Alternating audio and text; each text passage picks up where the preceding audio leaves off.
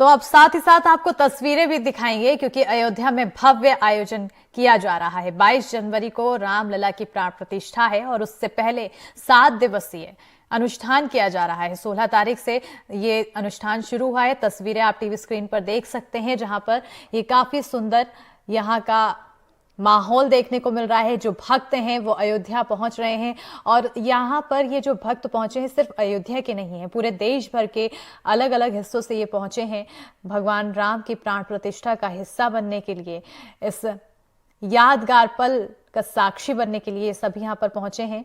और उससे पहले क्योंकि प्राण प्रतिष्ठा को भी काफी विधि विधान के साथ किया जाता है और इसके पहले विधान से अनुष्ठान कराने की प्रक्रिया होती है और ऐसे में 7 दिवसीय अनुष्ठान यहाँ पर कराया जा रहा है। 7वां दिन 22 जनवरी को होगा, जिस दिन प्राण प्रतिष्ठा की जाएगी। लेकिन उससे पहले जितनी भी प्रक्रिया है उसमें लोग शामिल होने के लिए बड़ी संख्या में पहुंचे हैं। तस्वीरें देखकर आप अंदाजा लगा सकते हैं कि यहाँ पर लोगों की कितनी ज़्यादा मौजूदगी है और कितना ज़्यादा उत्साहित लोग नज़र आ रहे हैं।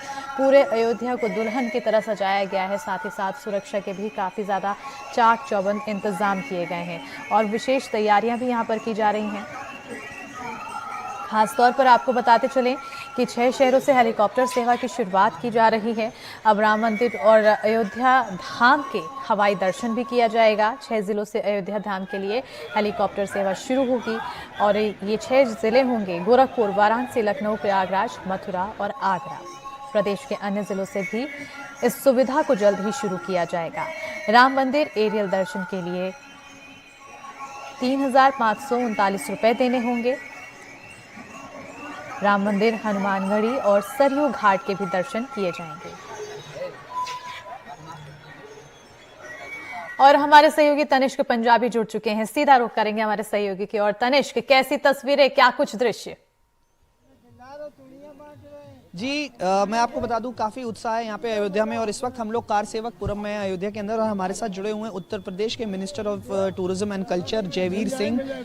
हम जयवीर जी से बात करना चाहेंगे। सर, सबसे पहले ये क्या है पीछे और ये कहाँ से आ रहा है, क्या है, जरा एक बार उसका देखिए। आप जानते होंगे फिरोजाबाद शहर जो सुहाग नगरी जिसको कहते हैं, जो कांच के लिए पूरी देश और दुनिया में एक एक्सपोर्टर के रूप में पूरे देश को चूड़ियाँ बनाने वाला शहर है। और यहाँ से कड़े, राम नामी कड़े, भगवान राम के कड़े, गोल्ड प्लेटेड कड़े जिसमें कोई जॉइंट नहीं है, अनजॉइंटेड कड़े। और ख़ास बात यह है इन कड़ों की कि वहाँ के व्यापारियों ने जो भेजे हैं उनमें हिंदू हैं, मुस्लिम हैं और कड़ों को बनाने में भी हिंदुओं से ज़्यादा मुस्लिम कारीगरों का योगदान रहा है। तो ये हिंदू मुस्लिम भाईचारा का प्रतीक ये चूड़ियाँ लेकर के फिरोजाबाद से आए हैं। और साथ ही साथ अद्भुत बात यह है कि इन चूड़ियों को हम लोग गंगा जमुनी तहजीब को एक यहाँ साफ साफ दिखा रहे हैं। और साथ ही साथ इन चूड़ियों का यहाँ आने वाले जो 22 तारीख को हमारे विशेष आमंत्रित श्रद्धालु होंगे उनको भेंट करने का काम ट्रस्ट करेगा। ये बताइए, कुछ सवाल मैं आपसे लूंगा। सबसे पहले तो हेलीकॉप्टर की सेवा 6 शहरों से शुरू करी जा रही है। आप minister of state of tourism and culture हैं, आपको क्या लगता है कितना ज़रूरी है ये, क्या इससे फ़ायदा होगा? देखिए, हेलीकॉप्टर सर्विसेज हम लोग वैसे शुरू करने वाले थे 22 से पहले ही, लेकिन चूंकि नो फ्लाई जोन हो गया है तो 22 तारीख के बाद ऑलरेडी मुख्यमंत्री के सुविधानुसार 25 से 27 के बीच में कोई तिथि तय करके हेलीकॉप्टर सेवाएं अयोध्या से गोरखपुर, अयोध्या से लखनऊ, अयोध्या से 6 प्रमुख शहर चित्रकूट, मथुरा, प्रयागराज, वाराणसी, इन सबको कनेक्ट करने वाले हैं। तो इससे न सिर्फ पर्यटन को बढ़ावा मिलेगा बल्कि सबसे बड़ी पर्यटन को और श्रद्धा के केंद्रों को आने वाले लोगों के लिए जब तक हम लोग सुविधाएं नहीं देंगे, चाहे बाई एयर कनेक्टिविटी की बात हो, बाई रोड कनेक्टिविटी की बात हो, बाई ट्रेन कनेक्टिविटी की बात हो, बाई वाटर कनेक्टिविटी की बात हो, नहीं देंगे तब तक लोग असुविधा के कारण यहाँ नहीं आते थे।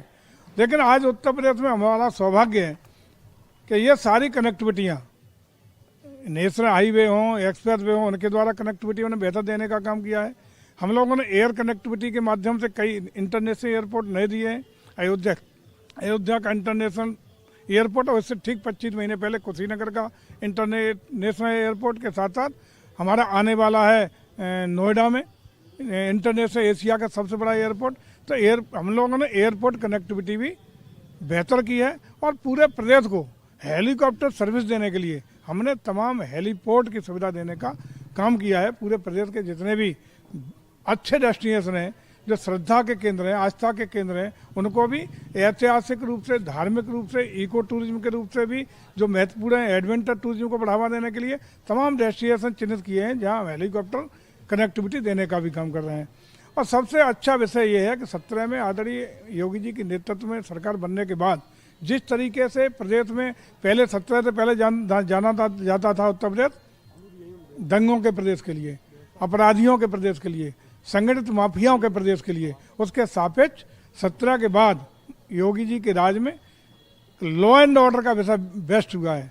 लोगों को उत्तर प्रदेश के बारे में धारणा बदली है, परफेक्शन बदला है। लोगों को लगता है कि उत्तर प्रदेश में हम जाएंगे तो जीवन भी सुरक्षित होगा, यात्रा भी सुरक्षित होगी। तो इसलिए लोग पर्यटन के लिए भी आ रहे हैं और इन्वेस्टर भी सर्वाधिक आने का यहाँ काम कर रहे हैं। उसी का परिणाम है कि हमारी पर्यटन नीति 2022 जब से लागू की है, जिसमें हम लोगों ने 25% सब्सिडी विभिन्न कैपिटल इन्वेस्टमेंट पर पर्यटन की दृष्टि से देने का काम किया है, तब तक तमाम इन्वेस्टर आकर के 5 star hotel, 3 star hotel, resort और अन्य अपना निवेश करने का। मंत्री जी, आप बता रहे थे पानी का, हवा से, हर जगह से कनेक्टिविटी बढ़ाई गई है, सोलर बोट भी शुरू हो रही हैं अयोध्या के अंदर, उसके बारे में क्या बताएंगे? आपकी क्या उसका होगा, कैसे होगा, कब कैसे? देखिए, अयोध्या को हम लोगों ने सोलर सिटी के रूप में डेवलप करने का निर्णय लिया है। यहाँ पूरी तरह हरित ऊर्जा, हरित क्रांति का पहला नगर अयोध्या बनाने का काम कर रहे हैं। चाहे हमारा सपना है कि हम अयोध्या को हर क्षेत्र में, हर तरीके से विश्व स्तरीय नगर बनाएंगे। उसी के दृष्टिगत सोलर सिटी इसको हमने घोषित किया है। चाहे वो सोलर हमारा क्रूज चलने की बात हो, सोलर बोट चलने की बात हो, सारी स्ट्रीट लाइट को कनेक्ट करने की सोलर से हो। यहाँ इतना हम लोग सोलर का टेंट, इतना बड़ा प्लांट लगाने जा रहे हैं और कई छोटे छोटे प्लांट भी लग चुके हैं और बड़ा लगाने जा रहे हैं कि यहाँ जितनी भी हमारी खपत ऊर्जा की चाहिए उससे ज़्यादा सोलर से हम ऊर्जा को जनरेट कर पाएँ। ये हमारा प्रयास है। उसी के तहत सारे कार्यक्रम आगे बढ़ाने का हम काम कर रहे हैं। मंत्री जी, टूरिज्म की बात हो रही है तो जाहिर सी बात है अयोध्या को अब रिलीजियस टूरिज्म हब के में देखा जा रहा है। एक बात ये उठ रही है कि अयोध्या को आसपास भी ऐसा क्या बनाया जाए कि लोग यहाँ पे अपना जो स्टे है वो और लंबा करें, उस तरीके से क्या क्या सोचा जा रहा है अयोध्या के लिए? देखिए, नंबर 1, अयोध्या की कनेक्टिविटी प्रदेश के और देश के महत्वपूर्ण सभी नगरों से अब बेहतरीन हो गई है। एयरपोर्ट बन जाने के बाद पूरे देश से और दुनिया से कनेक्ट हो गया, चूँकि इंटरनेशनल एयरपोर्ट है। साथ ही साथ यहाँ आसपास हमारा डिफेंस कॉरिडोर बनने की बात हो, उसके लिए भी हम लोग प्लान कर रहे हैं। आसपास तमाम इन्वेस्टर्स आ रहे हैं जो विभिन्न तरह की इंडस्ट्री खोलने का मन बना रहे हैं। आसपास तमाम एडवेंचर टूरिज्म के भी जो स्थान है उनको डेवलप करने का काम कर रहे हैं। लेकिन हमें लगता है कि आने वाले समय में विश्व स्तरीय नगर अयोध्या और आसपास का क्षेत्र बन जाएगा। यहाँ रोजी रोटी, रोजगार के भी बेहतर अवसर प्राप्त होंगे। अगर अकेले पर्यटन की हम बात करें तो आपको जानकर आश्चर्य होगा कि यदि हम लोग कम से कम 2.5 करोड़, हमें अनुमान है कि एक साल में हम लोग 2.5 करोड़ पर्यटक और श्रद्धालु के रूप में यहाँ आने की प्रति साल की हमारी क्षमता होगी और हम लोग ला पाएंगे, ऐसा हम लोगों का कैलकुलेशन है। यदि इतने 2.5 करोड़ आए और 2 से 2.5 हज़ार रुपया भी मिनिमम एक पर्यटक और श्रद्धालु ने खर्च किया तो 55,000 करोड़ का राजस्व हमें मिलने वाला है, जो प्रदेश के राजस्व के लिए भी और भारत सरकार के राजस्व के लिए भी और क्षेत्रीय लोगों को रोजी रोटी और रोजगार के अवसर देने के लिए बहुत बड़ी उपलब्धि होगा। बहुत बहुत धन्यवाद मंत्री जी, हमसे बात करने के लिए बहुत बहुत धन्यवाद। बिल्कुल। तो ये थे मंत्री जयवीर सिंह जिन्होंने हमसे बात करी पर्यटन को लेकर। और मैं आपको एक बार दिखा दूं, ये फिरोजाबाद से चूड़ियाँ आई हुई हैं। ये वो चूड़ियाँ जो फिरोजाबाद से आई हुई हैं, तमाम व्यापारियों ने भेजा है यहाँ पर। और सिर्फ ये नहीं, अलग अलग जगहों से लोग अलग अलग तरीके के तोहफे भेज रहे हैं। बिल्कुल, अलग अलग जगहों से और कई अलग अलग रंग यहाँ अयोध्या में सिमटते हुए दिखाई दे रहे हैं। रवीश शुक्ला हमारे साथ जुड़ चुके हैं, उनसे जानेंगे कि आखिर, क्योंकि अनुष्ठान का आज तीसरा दिन है, रामलला की प्रतिमा आज स्थापित होगी सिंहासन पर, इसको लेकर अभी फिलहाल क्या कुछ अपडेट है, क्योंकि अनुष्ठान की प्रक्रिया अभी तक कहां तक पहुंची है?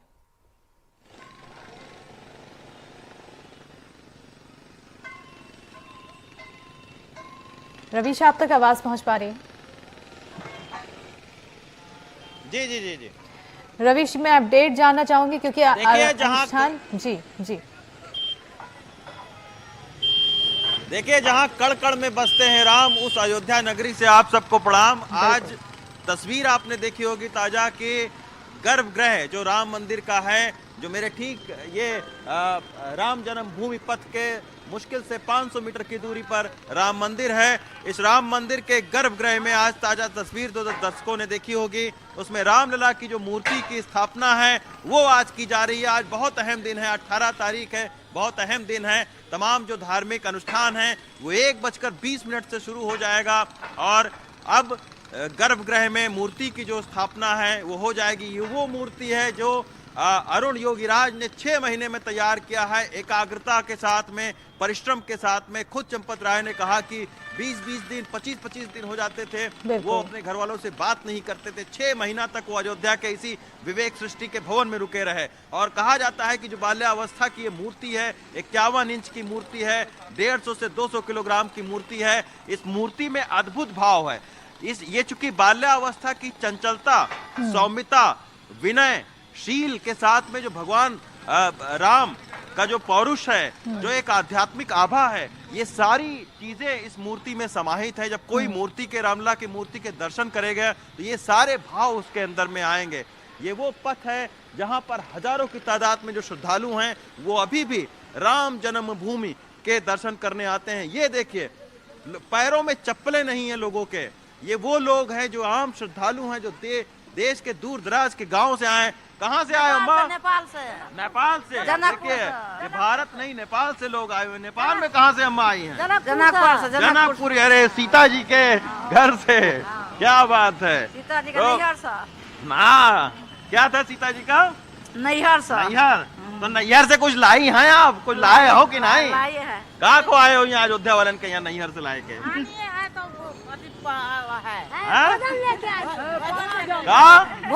भोजन भोजन और भजन लेकर देखिए माता जी पहुंची है, नेपाल से पहुंची है, जो सीता माता का नैहर है। तो ऐसे तमाम सारे लोग ये हैं श्रद्धालु जिनके पास चौपर नहीं है, बड़ी महंगी गाड़ियां नहीं है, श्रद्धा है इनके पास में, राम की भक्ति है, सीता की ममता है इनके पास में। ये सारे लोग वो पहुंच रहे हैं राम जन्मभूमि में राम जी के दर्शन करने के लिए। तो अयोध्या का माहौल बहुत अद्भुत माहौल है। अयोध्या के बारे में लिखा है तुलसीदास जी ने रामचरितमानस में कि तुलसीदास जी ने अयोध्या जी के बारे में लिखा। ये देखिए, यही जो है वो एक यहाँ पर माहौल है कि हर्षे सब कपि सुनि प्रभु बानी, धन्य अवध जय राम बखानी। तो इस अवध का जो बखान है वो भगवान श्री राम ने भी किया है। यही वजह है कि यहाँ पर लोगों को बहुत ढेर सारा प्यार मिल रहा है। बिल्कुल, लोगों का अब ढेर सारा प्यार मिल रहा है और लोगों को भी प्यार मिल रहा है। और देखिए, भक्तों का हर्ष और उल्लास लगातार देखने को मिल रहा है। तनिष्क भी हमारे सहयोगी लगातार जुड़े हुए हैं, अलग अलग तस्वीरें दिखा रहे हैं, कितना ज्यादा उत्साहित लोग और कहां से लोग पहुंच रहे हैं। तनिष्क जी जरूर, मैं आपको बता दूं कि मैं कारसेवकपुरम में हूं और ये कारसेवकपुरम जो है ये सेंटर पॉइंट माना जा रहा है पूरी राम जन्मभूमि ट्रस्ट का। और मैं आपको एक बार थोड़ा यहाँ के रंग दिखाना चाहता हूं, किस तरीके से यहाँ पर चित्र लगाए हुए हैं। और ये जो तैयारी है सिर्फ कारसेवकपुरम में नहीं है, ये पूरे के पूरे अयोध्या के अंदर है। देखिए आप किस तरीके से झंडे हैं, किस तरीके से मूर्तियां, किस तरीके से चित्र लगाए हुए हैं, मुरल्स लगाए हुए हैं डिपेक्टिंग अलग अलग भगवान, हर तरीके के भगवान। और पूरे अयोध्या में जो है दीवारों को पेंट किया गया है रामायण के अलग अलग हिस्से को दिखाते हुए। तो ये है कारसेवकपुरम, आप यहाँ पे देख सकते हैं। यहाँ पर जो है यहाँ पे एक और तोहफा आ रखा है जो कि उतारा जा रहा है। देखिए, आप देखिए जय श्री राम चल रहे हैं यहाँ पर। कहाँ से आए सर आप लोग? फिरोजाबाद से। तो अच्छा, आप ही लोग हैं जो अब सीतापुर से। इधर चूड़ियों के बारे में बताएं। चूड़ियाँ इसमें फिरोजाबाद से आई हुई है। जी सर बताइए। ये फिरोजाबाद जहाँ कांच की चूड़ियाँ बनती हैं, हम लोग वहाँ से आए। अच्छा, कितनी चूड़ियाँ हैं इसमें 10,000 पैकेट हैं, कड़े बनाए हैं भगवान राम के। अरे जरा एक डिब्बी दिखाना, अरे चूड़ी दिखाना, इसमें एक डिब्बी। तो ये चूड़ियां आ रखी हैं जिनके बारे में मैं आपसे थोड़ी देर पहले बात कर रहे थे। और ऐसे हर जगह से तोहफे आ रहे हैं, कोई इत्र बेच रहा है, कोई चूड़ियां बेच रहा है, कोई कुछ भेज रहा है। अलग अलग चीजें जो हैं भेजी जा रही हैं। मैं आपको बता दूं मूर्ति के बारे में कि कल जो है मूर्ति रखी गई थी राम मंदिर के अंदर। कल मूर्ति राम मंदिर के अंदर रखी गई थी और आज उसको गर्भगृह के अंदर जो है गर्भगृह के उसका मूर्ति का प्रवेश होगा। लगभग 1:30 बजे के आसपास होगा ये प्रवेश। और कई 17 से ज्यादा पूजाएं होंगी आज, गणेश पूजा, मैत्री पूजा, अलग अलग तरीके 17 से ज्यादा पूजाएं होंगी। कई सारे महंत होंगे उस पूजा के अंदर। और शाम को जो है कल्चरल सांस्कृतिक कार्यक्रमों का आयोजन किया जाएगा। हम ये चूड़ियां देखते हैं जरा, अगर हम अपने कैमरा पर्सन को बोले थोड़ा जूम करें इसके ऊपर, जरा बताइए इन चूड़ियों के बारे में। ये स्पेशल बनाई गई है दर्शनार्थियों को बांटने के लिए।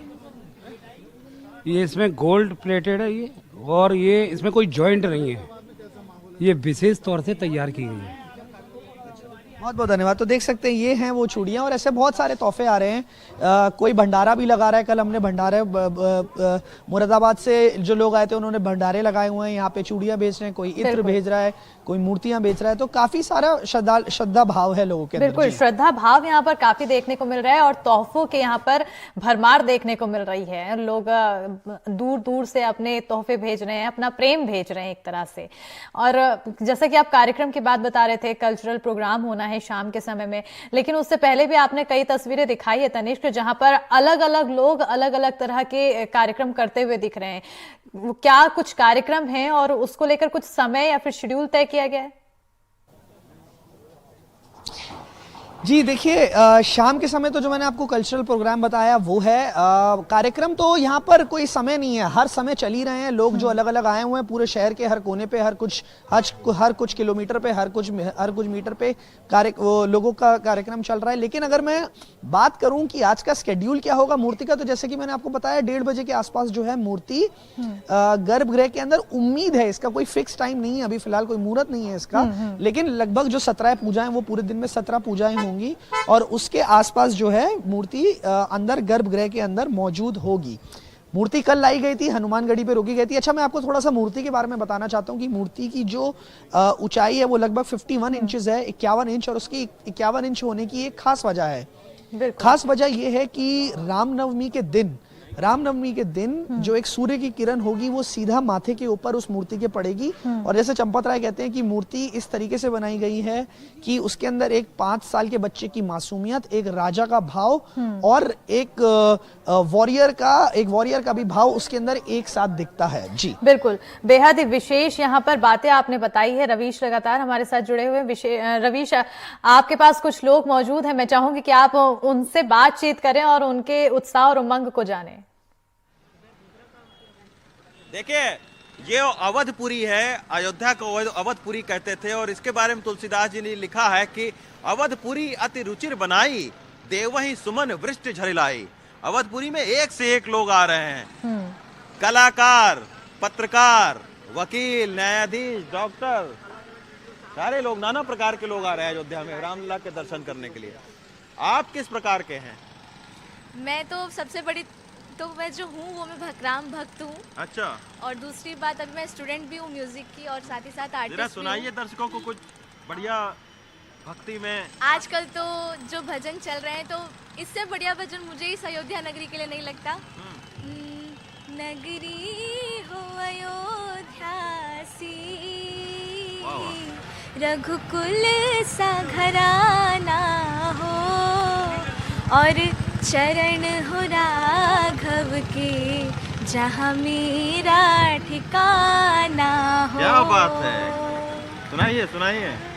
राघव के जहाँ मेरा ठिकाना हो, लक्ष्मण सा भाई हो, कौशल्या माई हो, और स्वामी तुम जैसा मेरा रघुराई। क्या बात है, बम्बई से आए हुए हैं, बताइए। और हाँ। राम आएंगे तो अंगना सजाऊंगी, दीप जला के दिवाली मैं मनाऊंगी, मेरे जन्मों के दुख सारे मिट जाएंगे, राम आएंगे, मेरी झोपड़ी के भाग्य आज खुल जाएंगे, राम आएंगे। धन्यवाद। क्या बात है, बोले जय श्री राम, जय श्री राम। यही अयोध्या का अयोध्या का प्रेम है, अवधपुरी का प्रेम है। रामचरितमानस में तुलसीदास जी ने लिखा है कि जन्म भूमि मम प्रिय सुहावन, उत्तर दिश सरजू बह पावन। तो ये राम की गाथा है, ये राम का अध्यात्म है, ये राम का प्रेम है। यही वजह है कि तमाम सारे जो श्रद्धालु हैं वो लगातार जो है पहुंच रहे हैं। कुछ और सुना दीजिए भाई, दर्शकों की बेहद मांग है कि हाँ। मंगल भवन अमंगल हारी, प्रभहोस दशरथ अजर बिहारी। राम सिया राम जय जय राम। राम सिया राम जय जय राम। राम आएंगे आएंगे, आ ही गए आखिर राम। जय सिया राम। अयोध्या के तो कि देखिए कड़कड़ में जन जन में राम है। क्यों दादा? बिल्कुल बिल्कुल राम जन जन में राम है कि नहीं है? ये है। एक लाइन और सुनाना चाहूंगी। जन्म लिए रघुरैया, अवध आज बाजे बधैया। जन्म लिए रघुरैया, अवध आज बाजे बधैया। बाजे बधैया देखो बाजे बधैया, बाजे बधैया देखो बाजे बधैया। जन्म लिए रघुरैया, अवध आज बाजे बधैया। अवध लिए रघुरैया, अवध आज बाजे बधैया। क्या बात है बाबा, बहुत धन्यवाद। बढ़िया, बहुत जय बढ़िया। सिया राम। जय श्री राम। प्रभु जी हम लोग नैमिषारण्य से आए हैं, नैमिषारण्य सीता। जहाँ पर मनु शतरूपा ने तपस्या की, वहीं कौशल्या और दशरथ के रूप में यहाँ पे विराजे हैं और परब्रह्म परमेश्वर। तो आज यह माहौल है कि आवत अवधपुरी प्रभु जानी, भई सकल सो भाकै खानी। कि इस जो वर्तमान की अयोध्या है, संभवतः यह त्रेता युगीन अयोध्या ही ऐसी रही होगी। जो वर्तमान की अयोध्या है वह त्रेता वाली अयोध्या का स्वरूप धारण किया है। और आज हम आप सभी लोग सौभाग्यशाली हैं कि 550 वर्षों के उस गंदे इतिहास को धुल करके आज स्वर्ण अक्षरों में एक नवीन इतिहास की रचना किए हैं। सभी लोग प्रेम से सिखाता है, वो गंदा और अच्छा इतिहास नहीं होता है, इतिहास हमेशा सिखा के जाता है। तो ये अयोध्या के राम पथ से हम इस वक्त मौजूद हैं। 500 मीटर की दूरी पर भगवान राम लला आज विराजे हैं 18 तारीख को, और 22 तारीख का इंतजार है सभी को, जब राम लला की प्राण प्रतिष्ठा जो है वो होगी। बिल्कुल 22 तारीख का इंतजार किया जा रहा है, लेकिन उससे पहले जो आपने तस्वीरें दिखाई हैं, रवीश तनिष्क ने भी जो तस्वीरें दिखाई, उन तस्वीरों को देखने के बाद मानो स्टूडियो में ही अयोध्या आ चुका है और भगवान राम से हम रूबरू हो रहे हैं।